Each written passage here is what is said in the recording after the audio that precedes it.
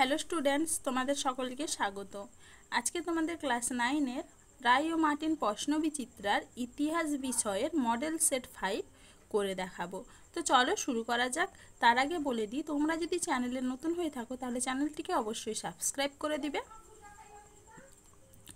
প্রশ্নটি হয়েছে Bankura mission girls high school থেকে। একের দাগে কি আছে, সঠিক উত্তরটি বেছে নিয়ে লেখো। কোড নেপোলিয়ন রচনা করেন কতজন?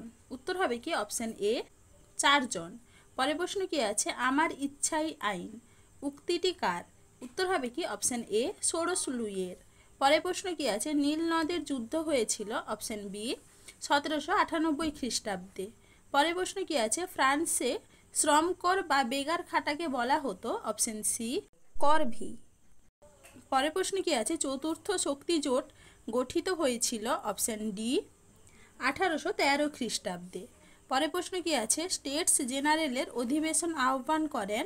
অপশন সি ষোড়শ লুই। চলো এবারে পরের প্রশ্ন দেখে নিই। নেপোলিয়ন ছিলেন? অপশন সি জেকোবিন পন্থী। পরের প্রশ্ন কি আছে, ফরাসি বিপ্লবের জনক বলা হয় প্রখ্যাত দার্শনিক রুশোকে? উত্তর হবে কি অপশন এ। পরের প্রশ্ন কি আছে, কাঁদিদ গ্রন্থটি রচনা করেন? Option A Voltaire. পরের প্রশ্ন কি আছে, ফ্রিজিওক্র্যাটসরা ছিলেন এক শ্রেণীর অর্থনীতিবিদ? উত্তর হবে কি অপশন বি। পরের প্রশ্ন কি আছে, বাস্তিল দুর্গের পতন ঘটে? অপশন এ 14 জুলাই 1789 খ্রিস্টাব্দে।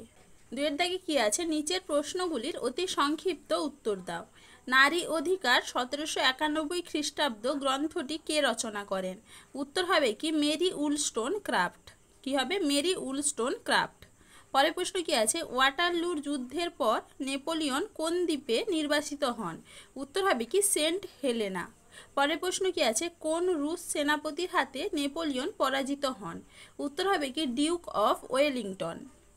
পরের প্রশ্ন কি আছে, দ্য পার্সিয়ান লেটার্স গ্রন্থটি কার লেখা? উত্তর হবে কি মন্তেস্কু। সালটা কত? 1721। চলো এবারে পরের প্রশ্ন দেখে নিই। অ্যামিয়েন্স এর সন্ধি কত খ্রিস্টাব্দে হয়েছিল? উত্তর হবে কি 1802 খ্রিস্টাব্দে।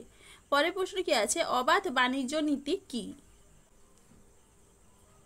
দেখে না উত্তরটা, দুই বা ততোধিক দেশের মধ্যে দ্রব্য ও সেবা বিনিয়োগের ক্ষেত্রে কোনো বাধা না থাকলে তাকে অবাধ বাণিজ্য নীতি বলে। দেখে নাও তোমরা একবার উত্তরটা।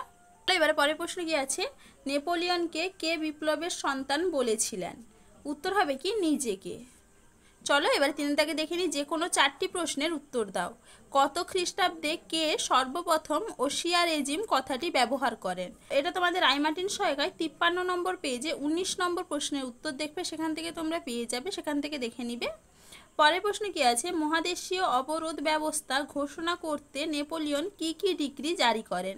এটা তোমাদের রায় মার্টিন সহায়িকায় 89 পেজে 14 নম্বর প্রশ্নের উত্তর দেখবে, সেখান থেকে তোমরা পেয়ে যাবে। পরের প্রশ্ন কি আছে, কে কোথায় স্বাধীনতার বৃক্ষ রোপণ করেছিলেন? উত্তর হবে কি শ্রীরঙ্গপত্তমে টিপু সুলতান। পরের প্রশ্ন কি আছে, দ্য ওয়েলথ অফ নেশনস গ্রন্থটি কে কত খ্রিস্টাব্দে রচনা করেন? উত্তর হবে কি অ্যাডাম স্মিথ 1776 খ্রিস্টাব্দে।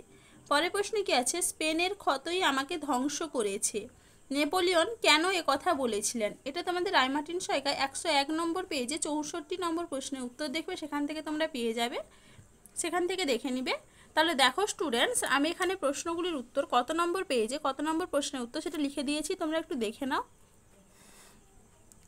এই সব প্রশ্নের উত্তর তোমরা তোমাদের রায় মার্টিন সহায়িকায় পেয়ে যাবে, সেখান থেকে তোমরা দেখে নিবে।